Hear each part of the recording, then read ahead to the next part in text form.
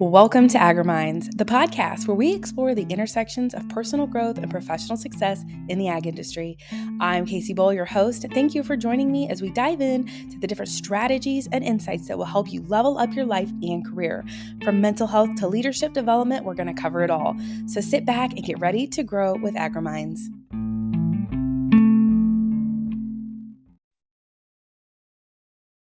Well, I have such a special guest today. Max Armstrong is with me. He is one of the household names, at least in our household and our farm.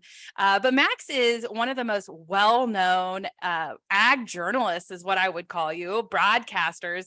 And I just am so excited to have him on. He and I connected a couple of months ago, and I just said, I've got to learn how you got to where you are today. I want to hear all the secrets that nobody knows about on your journey into this really unique position and how you're connected into the ag industry. So Max, welcome to AgriMinds. Thank you, Kacee. I appreciate you having me on. Yeah, I'm a guy who's been living my dream all of these years because I really, as a kid growing up on the farm near Princeton, Indiana, wanted to do exactly what I've been doing all of these years. How many people can say that? Oh, not many. I am so eager to dive in and hear this. Why don't you just go ahead and start and just share with us, like where did it all start? How did you even get to where you are today? And maybe even dive into, this is what I'm identifying as what I want to be, and here's how I'm going to make that happen. Well, it's a long story. I'll try to give you the Cliffs Notes version of it. Growing up southwest of Princeton, Indiana, on a grain and livestock farm, I wanted to be on the radio. I mean, as early as 7, 8 years old, I wanted to be on the radio. And I would sit in the closet of that old farmhouse and play radio. I would pick up the newspaper from Evansville, Indiana, and I would read it as if I were on the radio, or playing to the camera as if I were on television. And I think mom and dad had to be a little bit concerned about their youngest boy sitting in the closet playing radio, but they could see that I had a passion. This is what I wanted to do. I was not in FFA, as strange as that may seem. And many of my buddies were, and we had a tremendous FFA advisor. But I had plenty of work there, helping dad on the farm. I have an older brother who's 6 years older than I, so it was just the two of us. And then I played football, baseball, but I wanted to be in radio. And back in those days, to work at a radio station, you had to have an official government license. You had to take a test. The Federal Communications Commission in Washington issued a license. I'm somewhere around here. I have a copy of my license. And so in my 16th summer, I got my driver's license. I got my FCC license, got it in Detroit. You had to go into a big city to take this test. And the idea was that when you were going to go into the radio station to work, you had to be able to operate the equipment, take the readings on the equipment. They were big, massive cabinets. The transmitters were back in those days, and you had to know how to operate them and to read them. So I prepped for it. I studied for it. That same summer, I was in the National Bible Bowl, so I had a lot on my plate as a 16-year-old. But then 1 year later, I walked into the radio station at Mount Carmel, Illinois, right across the Wabash. And I said, hey, I want to go to work here part-time when my dad doesn't need me on the farm. And so they actually hired me to work there in the fall of my senior year. So I would drive over early on a Saturday morning if dad didn't need me. And the folks could see how passionate I was about it. And they, to their credit, they did not limit me. They did everything they could. That old farmer, sharecropping farmer, and his wife, to make it possible for me to live my dream all of these years. And so, I worked there in high school, and then I went to Purdue again. Somebody opened a door for me. The guy who owned that radio station down Highway 1, north side of Mount Carmel, reached out to a guy that he knew at Lafayette, Indiana, running a commercial station, said, this kid's coming to Purdue. Do you have room for him? Well, as it turned out, they did. And I worked at that station, not the Purdue station, never did work there, but this commercial station across town, worked there all 4 years. Again, somebody opened a door for me. And then right out of Purdue, I went to work for the Illinois Farm Bureau in Bloomington, helping expand their network. I was there 2.5 years before going to Chicago. So that's the short story. Wow. one of the things that we talk about a lot on AgriMinds, and it'll be in, I think, week 3 of the 12-week program, is the power of networking. And a lot of the times people, especially within rural communities, don't really know how to do that. What was that process like for you? I mean, was it just a, hey, this is what I'm after, and just very blatant with it? Or was it more of a luck thing that people were just in the right place at the right time? There was a little bit of each. I think you need to be in the right place at the right time, but you can make breaks for yourself, I've always said. And the way I wound up doing this at the Illinois Farm Bureau, I was doing reports on the small stations all over the state. But when I would hear that WGN was not there at a meeting in Peoria or Champaign, when I looked around and they weren't there, I would call in a report, just offering it to them. So in essence, I got to do an online, on-air audition. I mean, so people could hear me at that station. They heard me long before it ever came time to hire me. And when there was an opening, then they made a call down to one of my supervisors at the Illinois Farm Bureau and said, hey, we want to talk to this guy. So, and then after that, I'd gone up to back in the day, the Chicago Board of Trade had this massive media dinner every year, right in the pits, when they had the old trading pits where the traders stood face to face, elbow to elbow, shoulder to shoulder.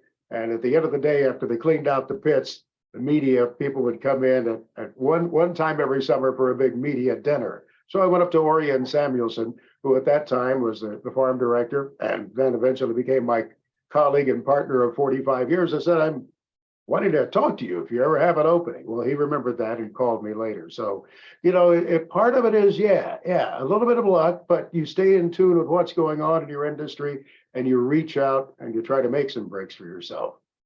Wow. I know that some of the most powerful connections that I have today came from one small little, hey, how are you? My name's Kacee kind of conversation 10, 15 years ago. So over the, several years that you've been in this business, you think back of, those very early conversations and how they've impacted to where you are today. What's one piece of advice that you would give to someone who's like, hey, I'm just getting started and I'm telling people this is what I'm after, and, getting real clear about that. But any advice that you would give them as to like, anything really, like, what's your advice on here's how to have these conversations, here's who you should seek out in these types of things or these types of events? What kind of advice you got there? I guess my feeling is, from my personal experience, let your passion show. Be Mm, enthusiastic about everything that you're doing. And I guess it seems trite to say so, but if you're working a job somewhere, for goodness sake, show up early. If you want to impress somebody, doggone it, stay late. Offer the suggestion, hey, I can do something else. Let me help you. You want some help with this? Is there any other thing I can handle? And I think back to my days at the Illinois Farm Bureau. When I was working there, I was getting into the building probably at 4:45 in the morning, but I would come in later in the day after they closed the place. I did the same thing when I was in school at Lafayette. When I was there at Purdue, I would sign the stations off at midnight, but I would stay around and, empty the trash barrels or something. I would go around and I would look at the desks a little bit to see what the guys were dealing with. What were some of the things that they were doing? I was being nosy, I guess. And some people say, well, that's terrible, but it enlarged my vision and let me know what these people were dealing with on a daily basis. Enthusiasm, excitement, passion that is contagious is something that's people are going to latch onto. They're going to see that you have this fire, a fire in the belly to really do this and do it well. And I think that's the key to being mentored. You get on somebody's radar screen because you're not willing to settle for second best. You always want to be the best at what you're doing. And that's how you get found, I think, by a mentor. that's really great advice. I think for me personally, there was this really strange line that I was scared or wasn't quite sure on which side to be, because it's like, if I share just how excited I am about something, one, they may see that I'm not good at it. I might have this passion. For example, I'll just be very transparent. I have this passion for coaching people. I have this passion for leading a, very transformational program for those people in ag. Have I ever done it before? Absolutely not.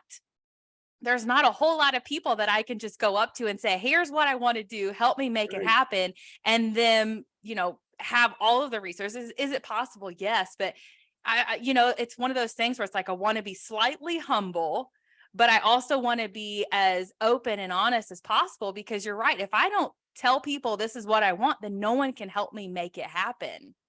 And it's one of those things where it's like, it's a little scary because, okay, it might actually happen and I might not actually be prepared for it.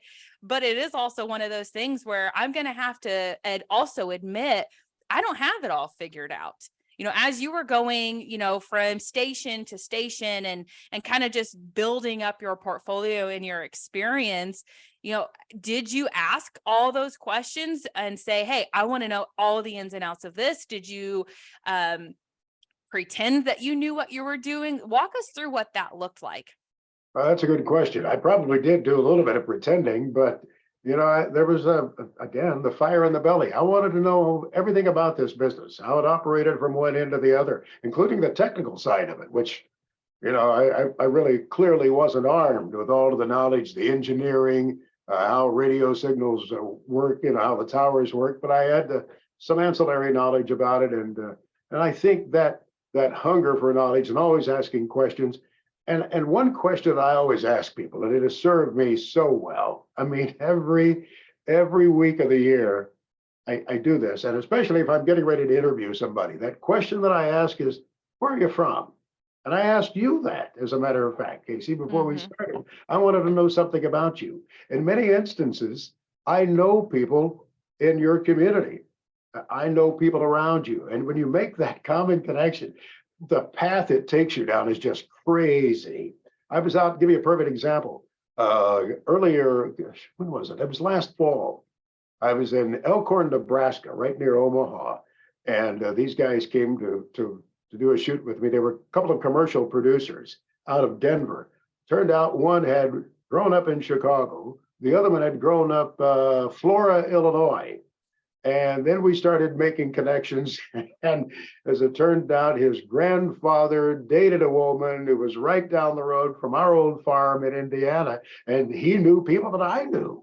And, we were thrown together, this guy from Denver from Flora by way of Denver, into this situation in Nebraska. And still we were able to make some kind of connection. And I love that question, where are you from? What are you all about? That leads you to other discussions. So I think we're going off on a tangent here. I apologize for that. I do it all the time. But anyway, I think it kind of ties into that building of relationships that you're focusing on. Yeah, absolutely. I mean, and that goes back to the power of networking. And when you do it correctly, it can change the game. And I think a lot of that does come with asking really great questions. And even someone who is what I would consider an expert in an area, they are always asking good questions, because no one can know all the things, especially within the ever-changing industry that we're in. I mean, things are every day advancing, technology, research, things like that. I mean, the power of really good questions is it can be utilized in the right way. And when you do, it's fire. It really is. I love it. And your mentor, someone who takes notice of your skills and your enthusiasm and that passion, may not be in your industry. I guess that's one thing that I mention to young people in a small community. You can get on the radar screen again because of your desire to excel. It may not be a farmer that comes to you and targets you and decides that you're the one that ought to be doing this. It could be a minister. It could be a banker. It could be a lawyer. They could be having a casual conversation with someone in the community. In the case of a farmer, maybe there's a farmer who's getting ready to get out of the business, transition out of the business, wants to do the best thing in handing off his farming operation or her farming operation. There's nobody behind them. And maybe they're involved in a discussion with the pastor or the priest. And, all of a sudden they say, hey, I've seen this boy in action. I've watched him. I've watched what she has done in FFA. I know how outstanding she is. She's one you ought to be looking at. And that's the way things happen. It's by excelling in whatever you're doing and always having that attitude. I want to do the job cheerfully. Think about how many people aren't willing to do the job in a cheerful manner. They're complaining. There's always something wrong. They're always frowning. They're not upbeat. People don't want to be around somebody like that. They don't want to hand off a business or a task to somebody who's a Donnie Downer, who's a pessimist all the time. Maybe there are exceptions to that, but I think back to the people that I know that I've been around. They want to be around encouraging, excited, enthusiastic people. Oh, you're absolutely right. When I think back to, all the different people that I've met over the years, the people that I feel like gravitated to who became really great mentors. When I always say, like you could have, taken anybody under your wing. I say, what was it about me? Because I generally want to know. And they would say, like, you have that fire. There was something about you. You were not bashful. And so I think getting really clear about what you want and communicating that with other people is key. But you said something else about mentors that I want to talk to you about. I think it was 3 or 4 episodes ago, I had Allie Robbins on. She was a business coach. She focuses on those in the ag industry. And, she and I worked together and I viewed her as a mentor in a lot of different ways. I know what I'm really good at, but I know what I'm not really good at too, which is why I hired her to help me fill in those areas. And when I found out that she was younger than I was, I about fell out of my chair because I, in my mind, always thought people who mentor should be older than the person that they're teaching things to. And that whole experience reframed my perspective and my willingness to learn. And I say that I'm a lifetime learner and I love to learn, but actually that's not always true. There are a lot of there's a lot of conditions that I've set around that, and that mentors need to do the thing that you wish that you could be doing, and they're going to teach you how to do it. And I think you're spot on with sometimes they don't even have to do anything close to what you're doing. They just need to be that person that teaches you critical life lessons, how to ask questions, how to think outside of the box, and just help you develop key skills. What are your thoughts on that? Well, they may not always be professional. I mean, they may not always be coming out of your profession, to be sure, and they may not be mentoring you about your profession. However, they may be there to nudge you, to prod you, to ask you critical questions. Let me give you an example. My favorite mentor, well, actually, there's a picture of him hanging on the wall here. Was a farmer from Champaign County. Darius Harms was his name. Darius passed away just about 7 years ago this summer. He was the fellow that worked with us to start the big half century of progress, the Vintage Farm Equipment Show that happens at Rantoul every other year, just ahead of the Decatur Farm Progress Show. Darius, I think when he passed was 76, if I'm not mistaken. He was one of those guys who would connect with you if he liked you. He would connect with you. He would laugh with you. He would tease you. He would nudge you to do something. If you didn't do it, he'd circle back. He would suggest things to you. He would gently criticize you. And there were a couple of times that I misspoke on the television show on This Week in Agribusiness. And he'd be calling me an hour later. He'd say, well, now I heard you say this, but did you really mean to say this? And I was wrong. I had been wrong. And that was the way he corrected me and let me know that, okay, all right, boy, you only had to do that one time. And there were times that, your mentor may make you mad. There would be times you say, oh boy, I didn't bargain for this. I wasn't expecting this. And yet he was always there Times that I was driving down the road, I distinctly remember, so many times that I was driving from Chicago to Southern Indiana when my folks were in the nursing home or the hospital, and he knew where I was on the road. He would call me to keep me awake in the middle of the night. There were many times when I was driving from our home west of Chicago into downtown Chicago to do my work there at the WGN studios. I'd get a call at 3:30 in the morning from him. Well, guess what? I wasn't the only one he mentored. He was doing this around the clock, around the world, talking to a farmer in Belgium, talking to one in Germany, talking to somebody in Australia. This guy was so amazing. He was the social media expert before we had social media. There was nothing like Instagram. There was nothing like TikTok or email. I did give him, there was email. I did give him an iPad probably about 8 years ago. That thing collected dust. It had cobwebs on it. That wasn't the way he networked, but he was so effective at reaching out, touching, motivating, and really making a difference in a person's life. Totally different background. He knew nothing about broadcasting. He realized that I had a lot to learn about agriculture. And oh my goodness, how much I absorbed from this man. And when you looked at him, anybody who, some of your people in the area will have known him and will maybe laugh at my description. If you saw him, you would think he was dumber than a box of rocks. He was so cunning, so wise, so well educated with no formal education. And this guy picked me, among others. I wasn't the only one. But when I think of a mentor, this is the person that I think about because he was so much a part of my life and contributed so much to whatever success I've had. He was only a part of my life from 1997, 95 until he passed, which would have been 2016, I guess. But that's a pretty good span of time, and it was an important part of my career as well, Kacee. That gives me chills. I just don't know a whole lot of people like that anymore, honestly. And it kind of partially breaks my heart to think about, like just genuinely cares about helping other people just experience life to that level.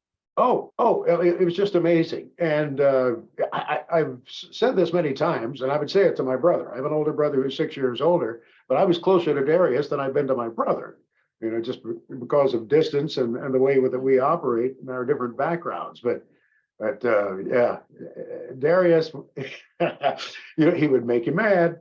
There was no doubt about it. This guy would, he knew how to nudge you and tease you, but when you realized that it was all in your best interest and you wanted to be around somebody like that, it was special. That's one of the blessings of my life, was having somebody like that to be a part of my life. Yeah, that's such a treasure. I'm so glad that you got that. And I'm so glad that you mentioned that on here, because I think a lot of the times, myself included, I fall into a little bit of a trap where I get so focused on living this life that I want to live. I get so focused on, okay. And I even look back onto when I was transitioning from full-time employment to entrepreneurship, is I'm going to leave my job so that way I can be home with my kids more and I can follow my passion and I can serve this industry and, do all the things that I want to do. And then I got caught up in that whole process and was doing everything except for the things that I was setting out to do. And I think a lot of the times, a lot of people, we get caught up in what we think we're supposed to be doing. But at the end of the day, life is just meant to be lived and enjoyed. And that's just, man, what a treasure. Thank you for sharing that. And I think it maybe is a little more challenging for producers today. Now, we have all of the ways to be connected electronically, but there isn't that face-to-face. And I think this speaks a little bit to some of the mental challenges that we have in agriculture and maybe in other professions too. It tends to be, just by nature of the business, an isolation type of industry. You're somewhat insular, I think, in many instances on the farm. We don't have maybe quite the association with each other that our parents and grandparents did back in the day, when they were more involved socially, perhaps through Farm Bureau. I mean, there still is that connection today, but I don't think it's to the degree that it once was. And I Mm. I could be wrong about that. I think that maybe we're maybe a little too glued to the electronics Mhm. and I think back, for example, when I was a kid, it was nothing for somebody to just drive up the driveway and stop and visit, and Dad would stop and visit. We were loafing a lot back in those days. There's a chapter in my book where I talk about we don't loaf the way we used to loaf, and by that I mean, yeah, I mean, back in the day, you could go into the restaurant. Obviously, there is still the coffee shop, but I think the younger producer, and maybe it's because we are so driven in many instances, just doesn't have that time set aside for loafing, as I call it. As I'd ride with the elevator right into the elevator with Dad of the truck, and I would hop out. I tell this story. I would hop out after weighing on the scales. I'd run into the office. I'd buy a little bottle of Coke and visit with the guys in there. And then Dad would come back over the scales empty. I'd step back on. He'd go park the truck, come in to get the ticket. We'd sit and loaf. He'd sit and loaf. And there was this teasing that always took place as the guys at the elevator would tease me about whatever was going on at the time. And Mm. Dad would go to the parts counter and would spend time loafing there a little bit. He always got the job done. Somehow he got the job done. I remembered thinking, when Dad was sitting in the stands at my football games, and he never missed one. Never missed one in 4 years. I played football all 4 years, and I'd look over in the stands, and there was Dad. He was always there for me. At the end of the day, that's what really mattered to me. We set aside the time to do what we needed to do, and maybe there weren't the pressures. I suppose it could be argued there weren't the pressures, but I mean, these people went through a lot. Our parents and grandparents went through a lot. My dad was in the deadliest tornado in American history and survived it. 691 people died that afternoon in 1925. He survived that. Then came the Depression. Then he was called away in World War II. A lot of stuff had come down, and this guy still, approached life in a very upbeat manner, touched others in the community, was giving to others, was sneaking around and helping people out a little bit. I think we're talking about it so much. I am, because Father's Day was just behind us a few days ago. But I guess what I'm hearkening back to is there have always been times that farmers have been under pressure. It was brutal in the 80s, absolutely brutal, with the interest rates being what they were, commodity prices being as low as they were. Yeah, and maybe that's a thing that I can touch on too. Sometimes it's tough to sit and listen to parents and to grandparents and just to take in what they are saying. And then after there isn't that opportunity anymore, we think, oh yeah, we should have done that. And so I know I'm again going off on another tangent, but if you still have a grandparent around, for goodness sake, at that next opportunity at a picnic or something, and it's so easy now with this, and it doesn't have to be a video recording, it doesn't have to be intrusive, but just start that thing recording, get it close and capture their memories and what was driving them back in the day, what was a tough thing for them back in the day. It was a very different life, to be sure, but maybe you can actually absorb something there that you can apply here in 2023. I love that. One of the quotes that I have from my grandpa back when he was still alive is he goes, I don't need a whole lot. I just need a few real good things.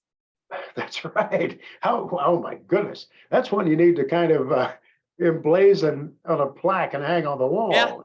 That's a good Yeah. one. Yeah. I really like that one. And I think you're right. We've kind of lost the art of loafing. And here on the Agri Minds podcast, we talk about what the sweet spot of our personal development is and our professional development, and kind of finding the right sweet spot for us as individuals. And I can think back to a lot of times when it was going to town with my dad or my grandpa, hauling loads, visiting with landlords, working ground even. And we would be working and we'd be doing hard work.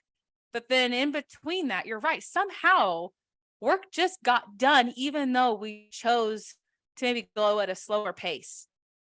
And in those slower pace moments, the loafing or whatever you want to call it, is when I got the most inspiration. And that's when I'm like, one day I want to run a grain elevator. One day I want to do this. And I just, I had so many ideas. I know that that's not as easy for everyone to come up with a spark or an inspiration. You had it from like the day you came out of the womb, it sounds like, to be on the radio. But for those people who are just struggling to get that inspiration, they're struggling to find what it is that their next chapter is. What do you want to say about that? What kind of advice do you have? I think it helps to put yourself around people. Find somebody that you admire. And I've used just an example for me. Before I was able to finally get into a radio station, we had two very good pulpit ministers when I was growing up. And so I got to see their use of gestures, the way they'd look into the eyes of the people in their audience, just their communication skills, the way they cared about people. To find people like that you admire and then emulate them. And it may not hurt to let them know that you're watching them, that you admire what they're doing.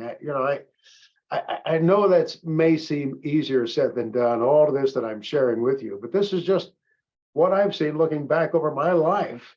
And a lot of that wasn't spent in a rural community. I recognize that. I mean, after I went away to school, and especially when I got to Chicago, but that has its own set of challenges too, by all means. So I just think it's still possible to have relationships, and the things that really matter are based professionally, personally, emotionally, quite often on relationships. Mm-hmm. Yeah, absolutely. The proximity principle. Have you heard of that? It's surrounding yourself with the type of people that you want to be like. And conversely, try to limit your exposure to folks that aren't going to be helpful to you. Mm-hmm. And that may not always be easy to do, but there are those who are, as I said earlier, always going to be downers. They're always going to be pessimistic. They're always going to find the problem. And conversely, there are always those who are going to say, hey, let's tackle this. Let's get this done. When you do that, when you show that there's a willingness to just get it done, get her done. That's the answer, the kind of activity, the kind of person that many people want to see.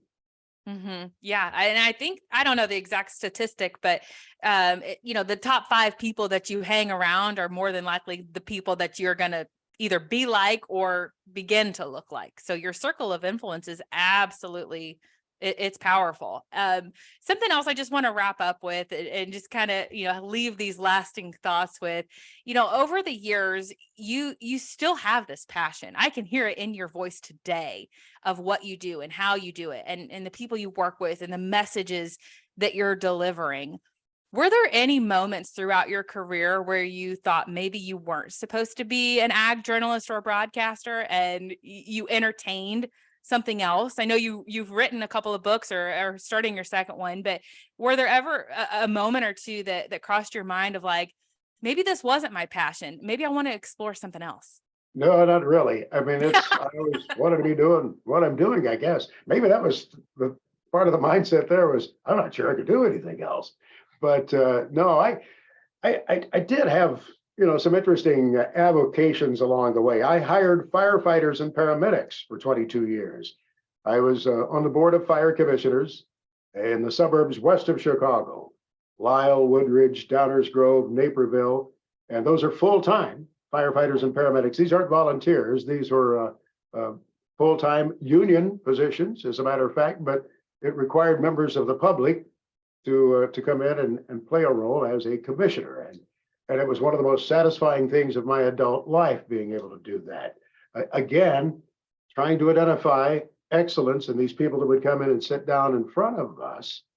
And what always impressed you most was that person who looked you right in the eyes and said, Commissioner, I want to do this because I want to help people. I want to make a difference in people's lives. And that always struck me as a powerful reason to be doing anything. I don't care if you were doing broadcasting, selling tires, whatever, to make a difference at the end of the day in people's lives. In this case, it would be the hands reaching in the car. It would be the people coming up your sidewalk when the place is burning. But whatever the line of work, it's at the end of the day to be touching lives and making a difference in others. That's a good reason to do anything, I think. Yeah, I totally agree with you. And I think I want to just reiterate the importance of that question, because, as a multi-passionate person, I feel like I can never settle on one thing because I want to do it all. I just have such an excitement and passion to just experience everything. And then I look at other people and I'm like, that's their one thing. And they are totally fine with that. And the point here is like, it's okay. You can be the kind of person like me who's like, I want to live it all. I want to do everything that there is to do because I just want to say that I've done it and I want to experience it. And I want to add that tool to my tool belt so I can then help other people. And then you have other people who are like, this is my thing. And I know it and I live it and I breathe it and I'm excited about it. And there's no question that that's what I was meant to do. And there's no right or wrong way about it. You just have to figure out what's working for you and then own it. Hang on a second. You might have seen me looking down. I'm trying to find somewhere. I've been cleaning house here, but somewhere. If I was a broadcaster, I would have some really cool commercial breakers. We'll be back, right? Please stand by. Do not adjust your set. We'll be back after these messages. Okay. So here was what I was reaching for. I keep a couple of books close by. John Wooden, who was a legendary coach for UCLA. I think he had 11 national championships while he was there. He was an Indiana farm boy who went to Purdue. He coached high school ball. I think he was in South Bend for a while. But anyway, he wound up at UCLA. Inspirational books. They're Wooden on leadership and the wisdom of Wooden. I keep them around every now and then. You can see I have pieces of paper stuck in there because every now and then I need something to give me a lift. I need something to remind me what it's all about. And you have places that you go. Maybe there are websites you drop in every day because there's a quote that will serve you well. Maybe it's God's word that you consult and you look at, and maybe it's your moment of prayer to start the day. I write a little bit about that in my new book. I do not pray well in public. I always think that people are going to think I am a little bit pious as I give my prayer, and I stumble and stutter and stammer, but that doesn't mean I don't pray. And for me, it's a very important part of what I do. So I think, find something that inspires you, that gets you going, that you can count on every day to help in some way. And I'll admit, maybe I didn't have a good grasp on that when I was 30 or 35 or 40. I'm certainly not as deep in my faith as others should be here at the age of 70, but I find what works for me, I guess is what I'm saying, Kacee. Yeah, I love that. And for those who maybe didn't catch it, it's Stories from the Heartland is Max's book. And you've got a second one coming out as well, right? Yeah, it has a creative title called More Stories from the Heartland. And yeah, thank you for calling attention to my book. It's going to be put out by Bantry Bay Books, and it will be available in Rantoul at the Half Century of Progress. And I'm pretty sure we're going to, well, knock on wood, we got to get it to the publisher, but I think it's also going to be available at the Farm Progress Show in Decatur when that starts. That's the Half Century show, the one at Rantoul that we helped start, and Darius helped start it with me in 2003 up north of Danville. That show at Rantoul will be the 24th through the 27th of August. There's one down day, and then the Farm Progress shows the 29th, 30th, and 31st at Decatur. So I got that commercial in too, since I work for Farm Progress for another few days. Well, that'll be great timing too, because I think this will come out just before then too. So good timing. Awesome. Well, are you going to be around signing autographs and things there? I think so. I'll be there doing some things. I'm no good too caught up in autographs. I only asked for one autograph in my career. There was a very popular actor by the name of Burt Reynolds back in the 70s. He stole my heart. Wow. So okay, I think Linda and I were dating at the time. I don't think we were married yet. We might not have even been engaged at that point. She was living in Bloomington. I was in Chicago. And Burt Reynolds was coming into the studio one day to be interviewed. And I thought, this will impress her. I'll get Burt Reynolds' autograph. And so I asked him when he was in the studio, and he said, yeah, sure. He signed it. I gave it to Linda. She looked at it and she said, huh, who's Bernie Reynolds? So I've never asked for another autograph over all these years. Oh, I used to have a poster of Burt Reynolds on my wall growing up. Yeah, There's a deep, dark secret no one needed to know. he had so many great hits. He was larger than life back in the 70s and 80s. Yes. Oh, well, thank you so much, Max. I've gone through, I think, every emotion in the last 45 minutes or so, Good, but good. thank That's you so exactly much. what I wanted. This has been great. If people want to follow along with you, where can they find you? Well, Everywhere? I tweet a little bit at Max Armstrong. I'm on Facebook, but I didn't set it up right to begin with, so I'm limited at like 5,000 followers. I do have Max Armstrong's tractor stuff on Facebook, and I put some stuff there from time to time. Where else am I going? Oh, I'm on LinkedIn. Yeah, Okay. I'm there. I post some stuff every now and then. I just told the story over the weekend about being the connection between a farmer who had never known who his birth mother was, and he was trying to find her. And he was doing the research and found on the funeral home website where his grandfather had passed away that my name was there. And he figured I knew his grandparents.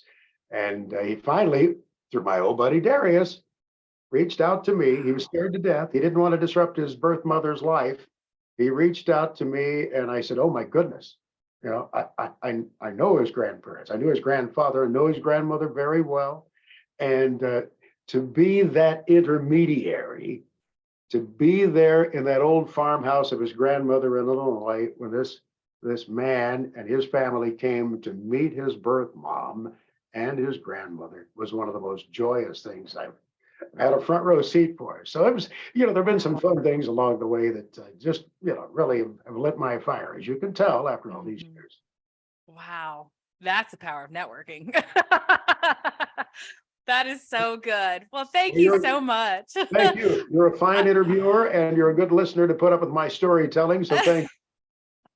I told you, I think I'm getting a little bit better every episode. At least I'm telling myself that. But Max, thank you so much. You have been an absolute pleasure. I'm so thankful that you took some time to chat with us. And thank you again for sharing all those, deep, personal, vulnerable stories. Well, my pleasure. And good luck to you as you move forward. You have the great opportunity to make a difference in a lot of lives in your own way, by all means, with what you're doing. So I congratulate you. Well, thank you so much.